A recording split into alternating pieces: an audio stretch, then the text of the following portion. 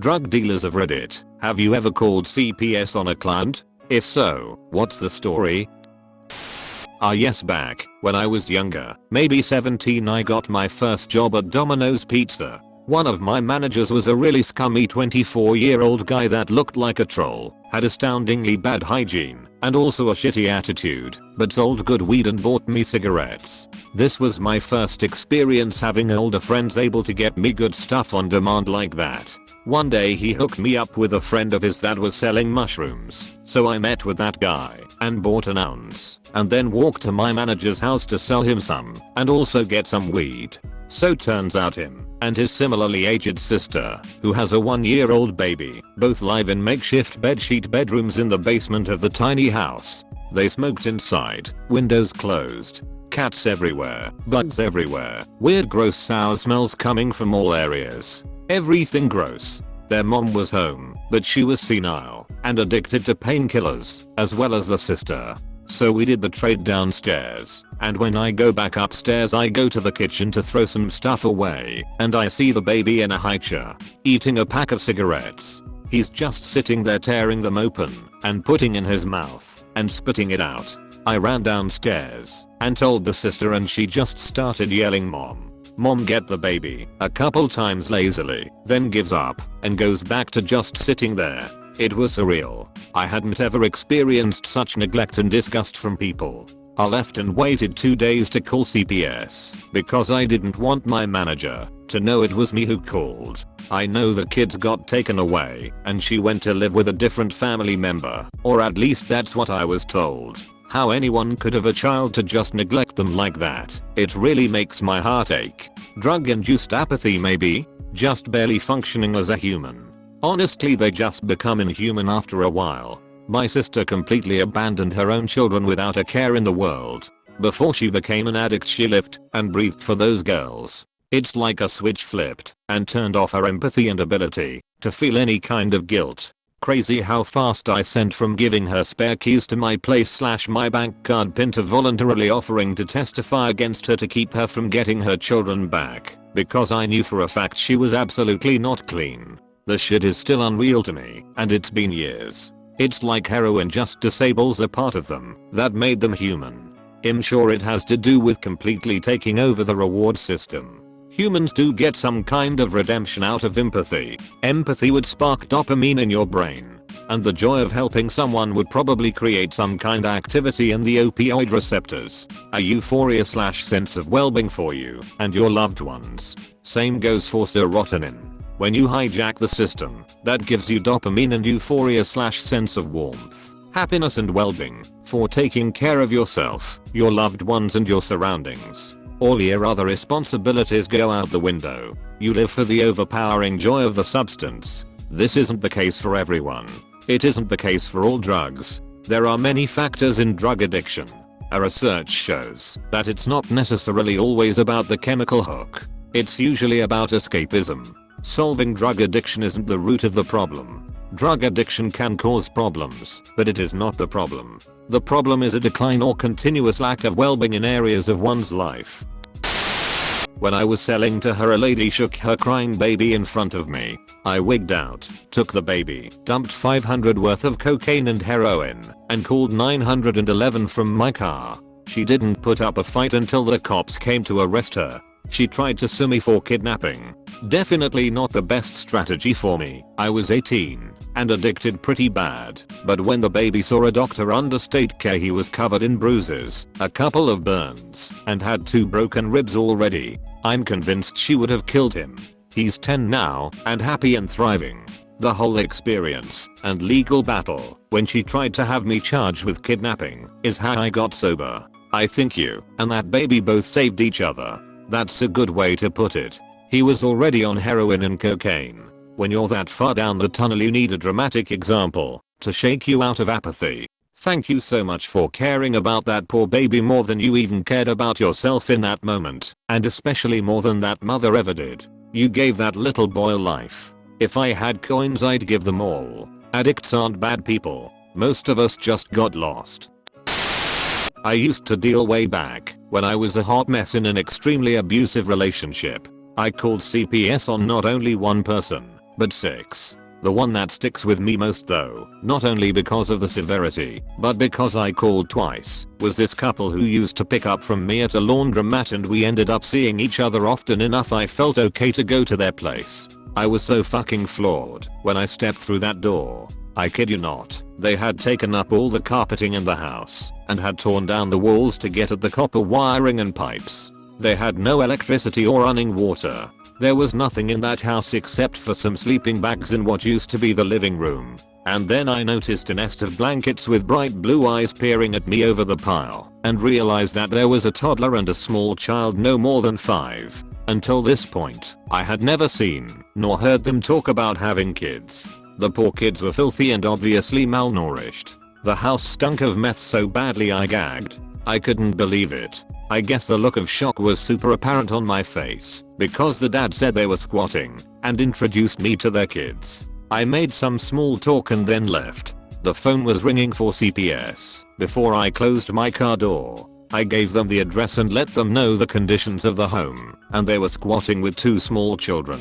Gave the names of the parents as I knew them and the names of the kids. They ended up going to jail for the squatting and the kids went to live with a relative. They ended up contacting me back to sell to them after they were bailed out of jail and I never responded. However, the guy I was with at the time ended up selling to them and they were living in a field in a tent with the kids. I got into a huge fight with my boyfriend over it and was so disgusted he still sold to them. I ended up calling CPS on them again. From what I heard from other people that knew them, the kids were taken permanently after that, and about a year later the mom ended up going to prison for attempted murder and the dad went to prison for check fraud some weeks after that. Edit. I should have mentioned that I sold weed, shrooms, X, and acid. This was a long time ago, and I've since gotten clean and started my own family. But there was a girl I knew who was homeless with her newborn son. On Easter weekend, I was walking on this trail to go meet with some people to sell them a sack. It started raining and that, of course, made me mad. There's these bridges that cross over the top of the trail and lots of kids gather and smoke or get spun under the bridges. And that's where I found her. She was passed out drunk with some random guy under the bridge while her newborn baby sat strapped in his car seat in the rain. He wasn't under the bridge. He was crying. And he looked dirty. I didn't have any children at this point, but I panicked seeing the little guy. I grabbed him, dropped all the shit I was supposed to be selling, and walked off the trail and up the couple blocks to the police station. I told them what happened and where I'd found him. CPS took him, and he ended up getting adopted. This is a sad story, but I'll tell it anyways, because it was the past. There have been so many stories, but this one takes the cake. It's the reason I stopped selling and turned my life around. I must have been 16 or 17 at the time. I was in high school, also had a part-time job at Dairy Queen, and on top school and regular job, I was selling crack and heroin. I was also selling weed and cigarettes at school. This story involves a heroin and crack user. At the time of this incident, I've already been selling hard for about 1 or 2 years. Profit was pretty good. I'd say around $300 per day on average, which was great for my age. But I spent money as fast as it came. I was young and I was dumb. So as a DD selling rock, crack, and pants, heroin, I would use some addict's house to sell out of. I guess the cops would call these things crack shacks or projects. I'd be supplying the addict a cheaper price for product so that I could use their house to sell out of. They would also refer a lot of other people to buy from me and or they would help sell for me in return for product. So the incident is in this addict's house. He, about 50-year-old man, has a girlfriend / partner or something like that. The girlfriend had a little boy, maybe the age of 3/4/5. At the time I didn't know how to tell how old a kid was. I didn't ask either, because I was ashamed of myself for not preventing his mother from using. This kid though, I felt like he was my little brother in some way. I would cook for him when he was hungry and his mom was always too messed up to do anything. One day, I go to work at the shack. It was a regular day. I get into the house, get my products ready, weigh out the stuff and bag them up. Knock on the bedroom door of the guy, homeowner. I see him sleeping. His girlfriend is also on the couch sleeping because she is always high and messed up. The kid is just sitting there watching TV. I make him some macaroni and cheese. Now I gotta wake up the guy because I need an update on what products he's moved the day before. So I go in his room. I see his eyes were still open. White foam all over him like has overdosed. It's normal for me to see overdoses, but this was beyond an overdose. He's been overdosed for too long, which means he's dead. He was probably overdosed for at least 10 hours because I could smell it and he was cold to the touch. His vomit was dried and his eyes were dried. Now I'm in one of the biggest panics I've ever been in. As I'm trying to figure out what to do, I sit down with the kid and stay there until he finishes his mac and cheese, thinking about what I'm going to do next. His mom, sleeping behind me on the couch, is still alive, but has no idea what had happened. Or maybe she does. I don't know. I left the shack, drove about 2 blocks away, used the prepaid cell phone. I have to call the police and report it. Sat in my car until the police showed up. From that day on, I'm anti-hard drugs. I still wonder about the little kid. He's probably 16 now without a mom. Every time I see the mac and cheese at the supermarket, I get this fucked up feeling in my gut. And for the guy that died, I know I didn't kill him. I've accepted that. But could he have lived longer if I was never in his life? His life story was pretty amazing. He did cool things when he was young. He got into drugs when his mom passed away. He didn't have a dad though. One tip for anyone reading this: never judge a person on where they are in life, even if they are crackheads, as many people would say. Some people go through the most brutal situations and have no love and support to get on their feet. I'm glad I was able to be the man's friend before he died, and I know I treated the kid as a big brother/father, and I hope he remembers that part.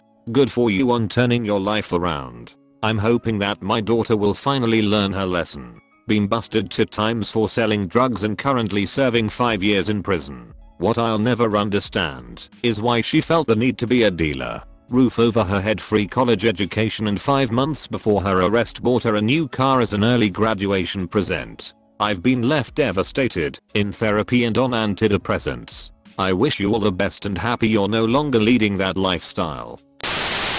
I probably shouldn't mention this on my main, but when I was a younger guy I sold drugs in Toronto. I was once hanging out of my distributor's house. Ghost was a scary motherfucker, and I was a skinny white oil brat messing about in a world I had no part in, but he sort of became my friend and we'd hang out and smoke and talk all the time. In between shakes I would help him on. Anyways, one day this crackhead shows up at the garage begging Ghost to sell her some gear, coke, to cook, and wearing a bunch of suspiciously baggy shit. Now this is a man I've seen hold a gun to a guy's neck at point blank range. I've also been with him when he repod some shit-baked college kid's giant-ass TV off his wall while he and his roommates were made to sit on the floor like children and get lectured on how lucky they were that they weren't just getting jumped. Guy just owed him like $100 for weed, but then he went and bought this TV. Ghost wasn't someone I would have considered a good guy by any stretch of the term, but I was chopping for him, and I appreciated having a boss / buddy that was a hardest in that world, because like I said, I didn't belong, so I needed someone like him. So anyways, Ghost opens the garage and instantly tells her she shouldn't be there and how he knows she's pregnant. It was his cousin's baby and won't be selling her anything but weed anymore. She flipped out / begged, saying she was gonna get an abortion, so it didn't matter. He just shook his head and pretty much said it wouldn't be happening, and what's more, she wouldn't be buying off anyone she knew anymore, as he was gonna chat with them all. He was well connected, and like I said, kind of scary / crazy. She pretty much told him to fuck off and then walked off down the street cussing him out. Ghost shakes his head, gets up, pulls out his phone and starts making phone calls for like an hour, explaining how if he catches anyone selling to his cousin's baby mama anything other than weed, he'd put them in the ground for making his baby cousin a crack baby. Literally everyone agreed not to sell to her, and he hung up. Then he told me to get in the car as we'd have to go visit these people now. Great. He said that them saying they wouldn't mean shit unless he at least showed up at a few of their places to make his seriousness about this more clear. I expected him to be a crazy aggressive dick to them, but he actually offered them all deals next time they got off him. He distributed to everyone in the area at some time or another and got everyone smoking J's talking all consciously about how crack is what creates the cycle for hood kids and that just because someone has to sell the stuff doesn't mean you can't think about who you sell to. Anyways, obviously this chick still tried, but she ended up having to get an hour bus ride across the city to find someone who could sell to her. So Ghost finds out a couple days later when someone told him at the garage while we were all hanging out, and then right then and there this motherfucker starts taking screenshots of his own messages with her from a while back when she's buying shit off him, crafts an email on his phone, and send the evidence on himself to sis with a report about her buying drugs and how he knows because she's bought off him and tried to do so again since she got pregnant. He said they don't press charges or pursue like cops, but damn, I wouldn't have been that confident.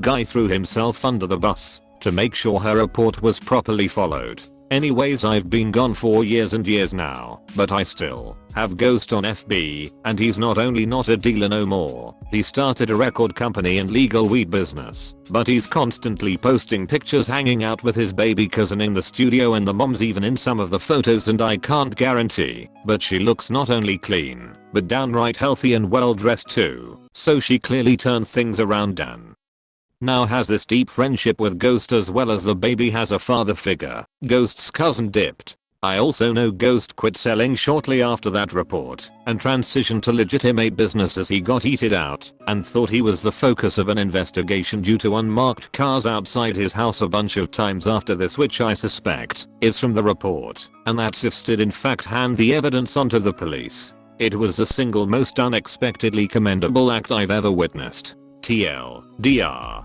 drug dealer / distributor threw himself under a bus and dedicated himself to stopping a pregnant chick from buying crack off people. Like and subscribe for more videos like this one. And have a beautiful day.